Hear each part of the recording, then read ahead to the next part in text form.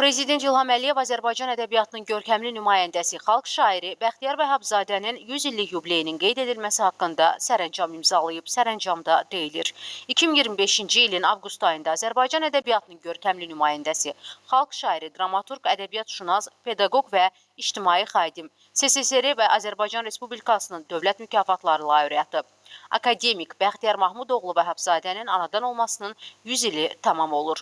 Bəxtiyar Vəhabzadə mübariz şəxsiyyəti və çox şaxəli fəaliyyəti ilə 20-ci əsrin ikinci yarısından etibarən Azərbaycan bədii ictimai fikir tarixinə parlaq səhifələr yazmış qüdrətli simalardandır. Onun vətənə, millətə və doğma ana dilinə sonsuz məhəbbəti ifadə edən dərin poetik fəlsəfi, düşüncələrlə zəngin irsi, daim mədəni-mənəvi dəyərlərə ehtiram, milli azadlıq ideyalarına bağlılıq və istiqlal məfkurəsinə sədaqət hissi aşılamışdı. Sənətkar ədəbi və elmi yaradıcılığını uzun illər pedaqoji fəaliyyəti ilə uğurla əlaqələndirərək bir neçə nəslin milli təfəkkürünün formalaşmasında müstəsna rol oynamışdı. Bəxtiyar Vəhabzadə ictimai xadim kimi xalqın tale yüklü məsələlərinə münasibətdə həmişə əsl ziyalı mövqeyi nümayiş etdirmişdi. Sərəncama əsasən Mədəniyyət Nazirliyinə, Elm və Təhsil Nazirliyi ilə birlikdə Azərbaycan Yazıçılar Birliyinin təklifləri nəzərə alınmaqla xalq şairi Bəxtiyar Vəhabzadənin 100 illik yubileyinə dair tədbirlər planını hazırlayıb, həyata keçirmək tapşırılıb. Nazirlər Kabineti isə bu sərəncamdan irəli gələn məsələləri həll etməlidir.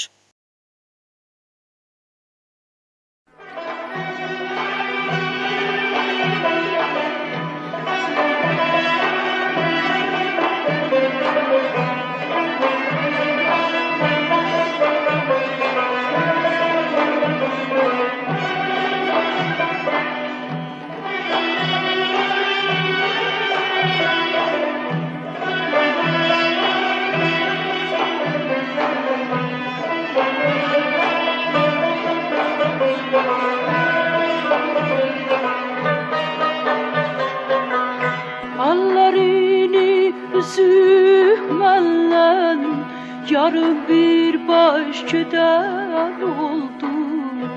Əllərini üzümələn yarım bir baş gedər oldu.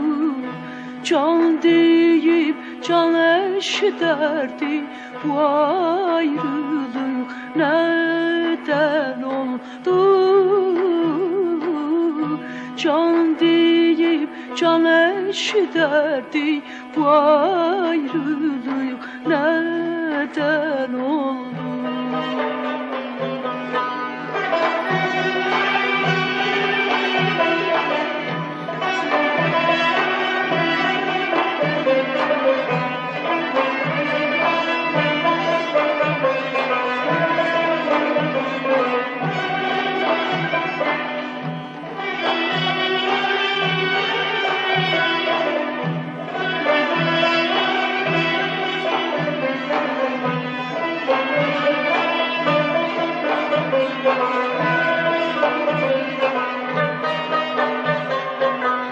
Qızıl güləm dəstəyəm mən, bülbüləm qəfəsdəyəm mən.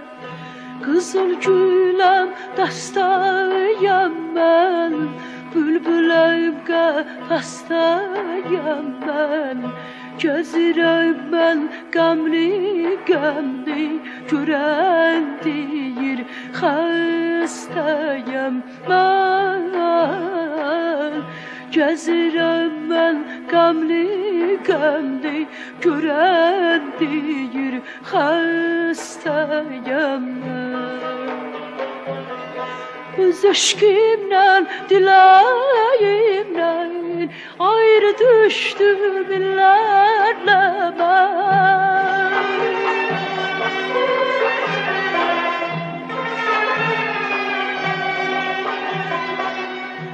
Öz eşqimlə, diləyimlə ayrı düşdüm illərlə mən.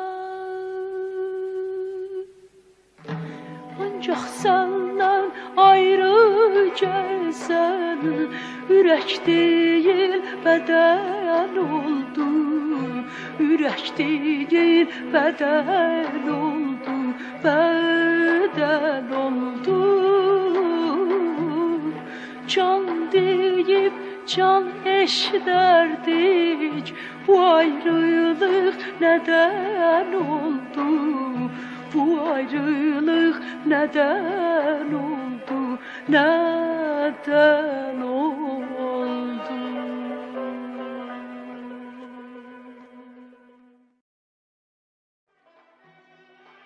Səməd Vurğunun bu cavan oğlan məndən də yaxşı yazır dediyi xalq şairi, böyük vətənpərvər, Azərbaycan SSR Ali Sovetinin və Milli Məclisinin deputatı, İstiqlal ordenli Bəxtiyar Vahabzadə 1925-ci il 16 avqustda Şəkidə anadan olur. 9 yaşında ailəsi ilə birlikdə Bakıya köçür. 1947-ci ildə Azərbaycan Dövlət Universitetinin Filologiya fakültəsini bitirəndən sonra həmin universitetdə pedaqoji fəaliyyətə başlayır. 40 illik pedaqoji fəaliyyətini 1990-cı ildə Azərbaycan Ədəbiyyatı kafedrasının professoru kimi başa vurur. İlk mətbu əsəri 1943-cü ildə çap olunan Ana və Şəkil şeiridir. O vaxtdan dövrü mətbuatda şeir və məqalələrlə müntəzəm çıxış edən Bəxtiyar Vahabzadə 1945-ci ildə Səməd Vurğunun zəmanəti ilə Azərbaycan Yazıçılar İttifaqının üzvü seçilir. 1949-cu ildə Mənim Dostlarım adlı ilk kitabı çap olunur. Daim ölkəmizin tarixinin müxtəlif dövrlərində baş vermiş talih yüklü hadisələri diqqət mərkəzində saxlayan, Azərbaycançılıq məfkurəsinin öncülü olan şair, bədii təfəkkürümüzün zənginləşməsində danılmaz rol oynayır.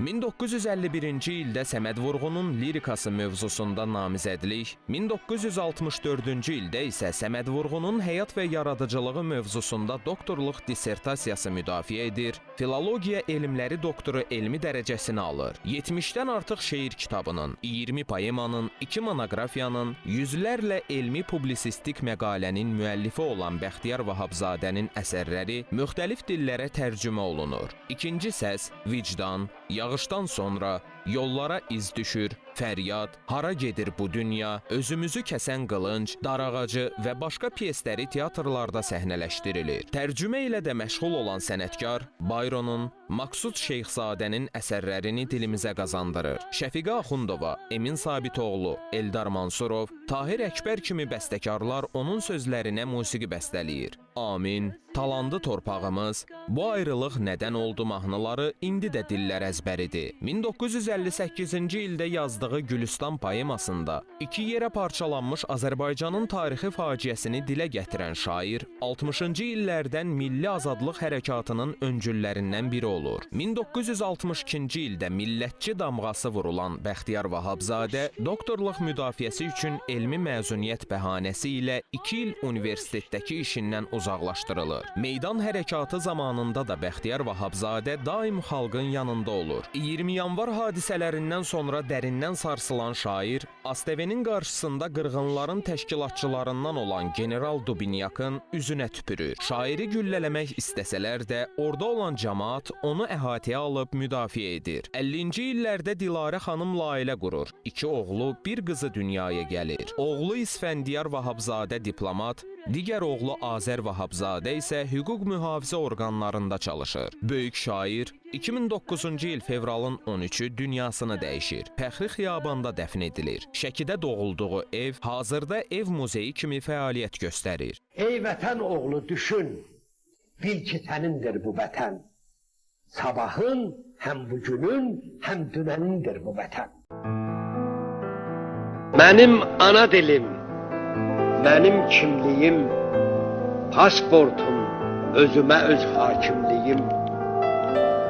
Mənim mənliyimin füsunkarlığı, danışan kamalı, ağlıdır dilim. Millətin varlığı, yurdun varlığı, sənin varlığına bağlıdır dilim. Sənsiz adım haram, vətənim haram, ana südü kimi halalım dilim. Harda sən varsansa, orada mən varam. Ey mənim ulduzum, hilalım dilim.